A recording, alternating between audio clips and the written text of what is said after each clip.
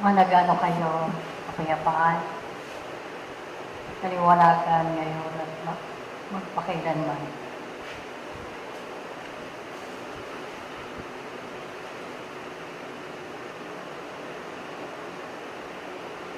Ang pakikitalad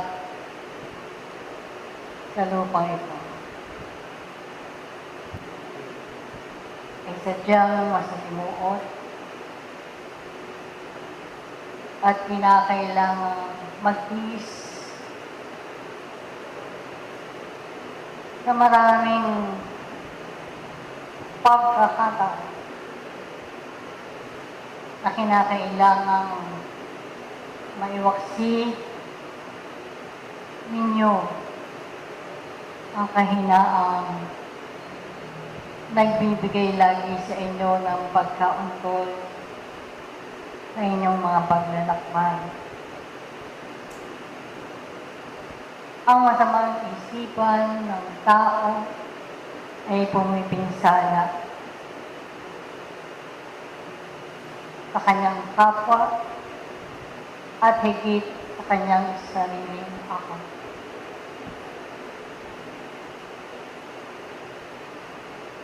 Dito'y mananalaytay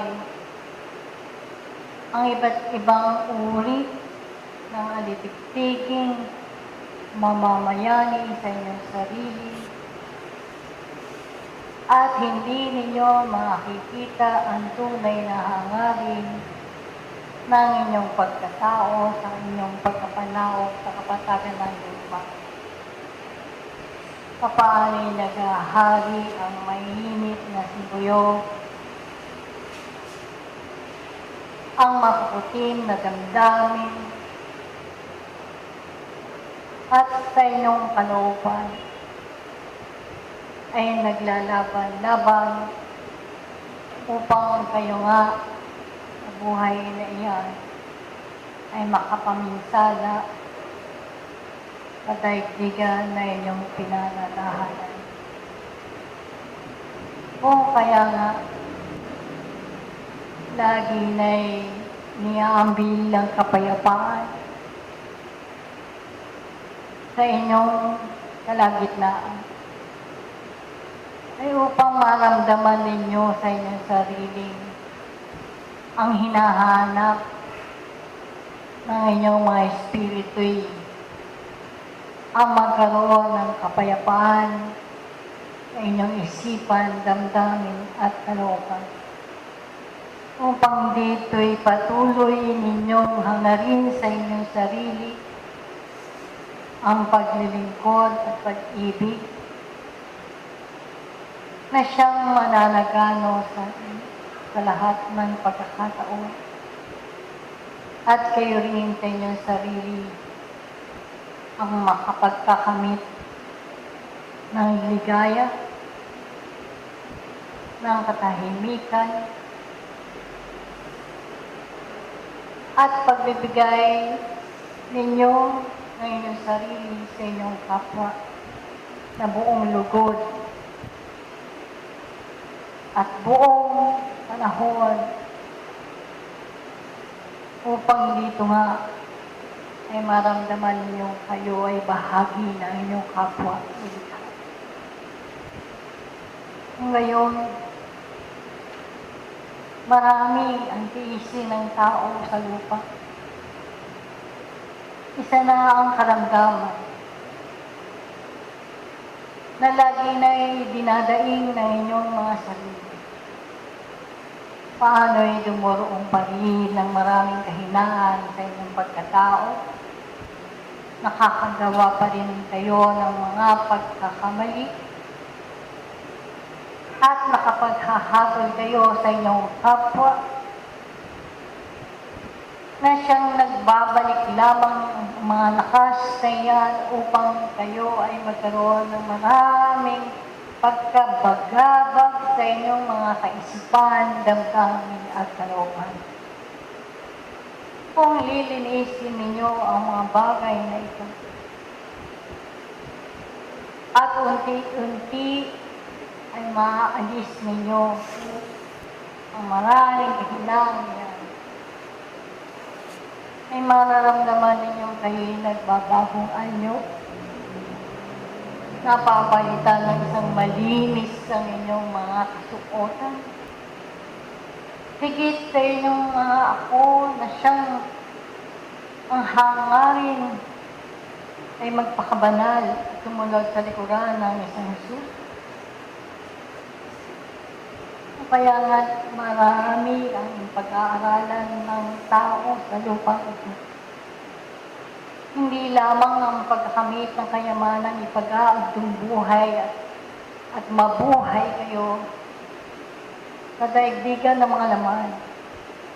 Kundi higit na'y mabuhay kayo ng nauukol, espiritual, na siyang maghahatid sa inyo ng kabanalan at kawakasan at kasulungan. Paano mangyayari ang mga bagay na ito kung lagi na'y naroon sa inyong mga nititigin ang mga negatibo at maruming kaispan, lagi na'y nasa sa inyong piling. Kaya nga iniwawaksi ang mga bagay na ito upang dumaloy at magkaroon kayo ng suhay at marinig ninyo ang tinig sa ilang na kinakailangan ninyong humusag at humakbang patungo sa tamang landasin ng buhay. Nahihirapan kayo sa lukuyang panahon, subalit hindi ninyo napapansin na ang bawat kislot ng inyong kaisipan ay nagwawaldas ng mga kaisipang hindi mabuti na dumoroon alangaang nagsasama-sama ang mga nagtitibong ito upang maghari at makapaghapit ng lakas sa isang kaluluwang mahina din ang kaisipan. Ito baga, nais ninyong hakitin o yung isang mabuting kaisipang naghahangad sa kanyang sarili ng mabuti sa kanyang kapwa at sa kanyang sarili. Upang dito sa kanyang paglalakbay ay makita niyang siya ay isa rin sa mabuting alagad ng Panginoon na sumusunod sa kanyang likuran, na nag-aalis ng maraming karumihan,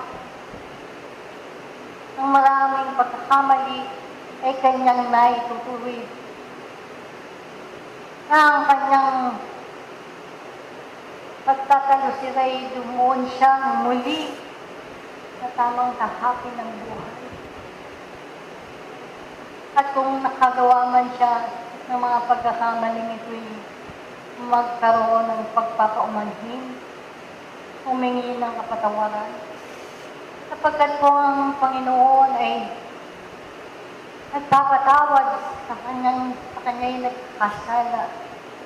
Kayo pa kaya mga tao na gumagawa din ng mga pagkakamaling ito at kinakailangan na kayo rin ay magpatawad sa inyong mga kapwa na sa inyo ay nagkakamali. Kayo baga ay makalalanghap ng isang katamisan, ng kabanguhan, ng aralin ng buhay. Mga kapatid, hindi mahirap mabuhay sa kapatagan ng lupa kung kayo ay nakaayon sa mga alituntunin at pag-alinsunod ninyo sa maraming batas, sa mga bagay na alam ninyong tama, wasto, may katuturan. Hanapin ninyo sa inyong sarili ang mga mapanirang uod na siyang lagi na'y nagdadala sa inyo ng pagtatalusira sa maraming panahon ng inyong pagyayab dito, sa maraming lansangan, sapagkat ang mga mapanirang uod na ito ay siyang sumisira at lumalason sa inyong kaisipan. Na siyang nagiging sagka ng inyong pagpapatuloy upang makita ninyo ang katotohanan kinakailangan pa na kayong gumawa at makapaglingkod sa inyong kapwa at umibig ng walang pagtatamit. Kung kaya nga ang mga iniibig ko. Sa mga sandali na niyayakap ninyo ang mga karamdamang iyan o perot ng laman,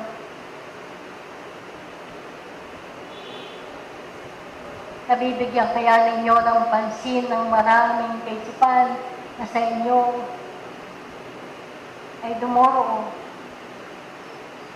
Natutulungan baga ninyo ang inyong mga sariling ako upang kayo ay magkaroon ng kaginhawaan, kalaman, upang ang maraming kirot ng laman na ito'y mapawit, sapagkat mayroon kayo ng kapangyarihan sa inyong sariling maiwaldas ang lahat ng iyan. Sapagkat kayo'y natukulang sa inyong pakikipag-ugnayan sa mga kabatlayan at sa Diyos na sa inyong sinasampalatayanan. Nawawalan kayo ng paninindigan at pagtitiwala sa inyong sariling kakayahan. Sapagkat katotohanan kayo rin sa inyong sarili ang mayroon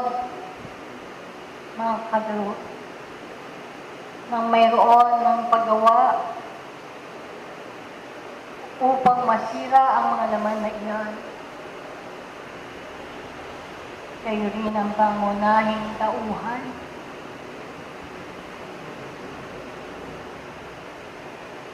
na siyang sumisira at siya rin magpapagaling at magbubuo. Kaya nga, kung makikita ninyo ang mga sandali ng inyong sarili mapag-isa, maramdaman ninyo ang dantay ng haplos at kapangyarihan ng ating Ama, na kailanman ay hindi kayo pinabayaan sa inyong sarili, inulila sa lahat ng panahon. Naririyan lagi at nasa hapag ng Panginoon ang lahat ng inyong pangangailangan.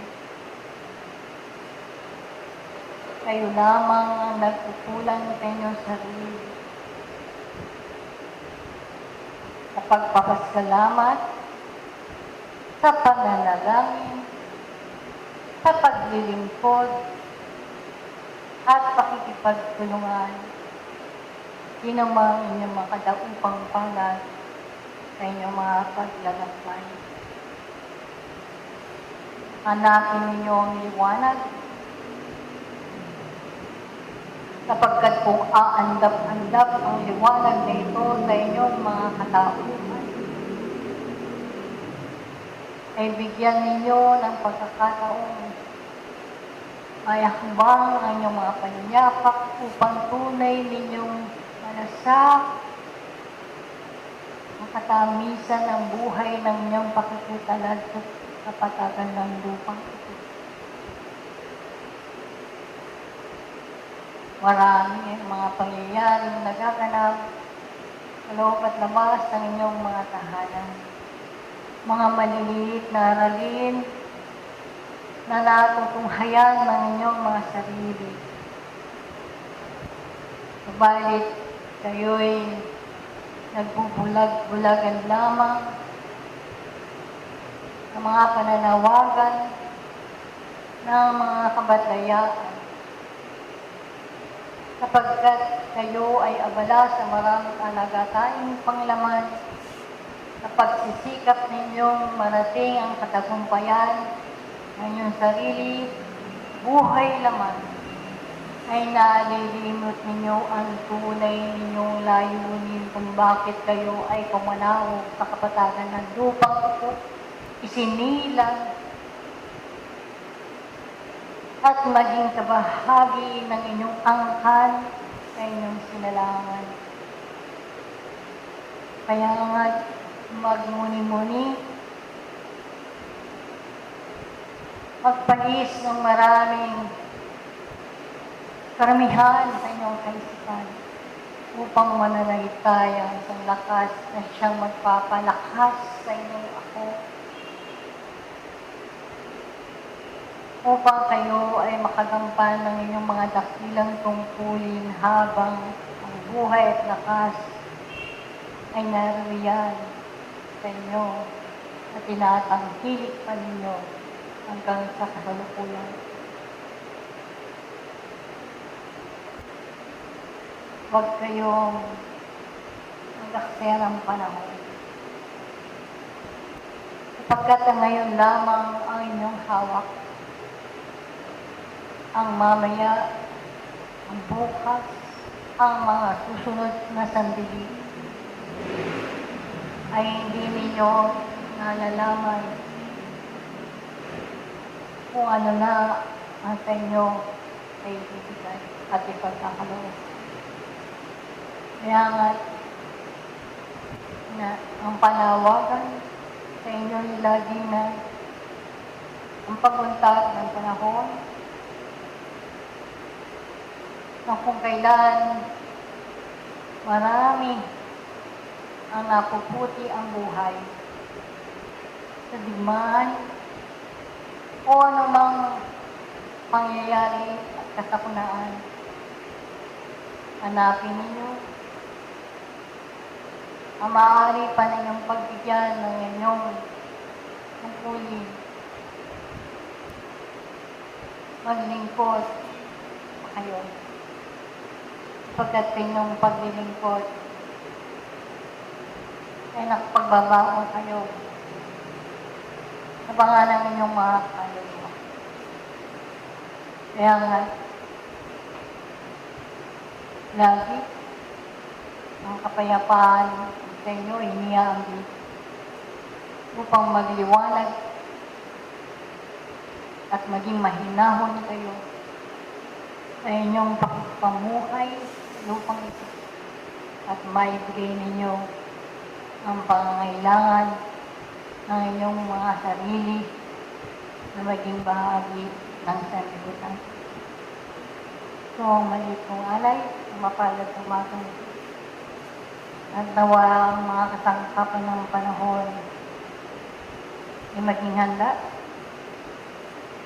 at tunay nga kayong tawaging alagad ng sining na ito, sapagkat dumadaloy sa inyo ang isang lakas na umahapit upang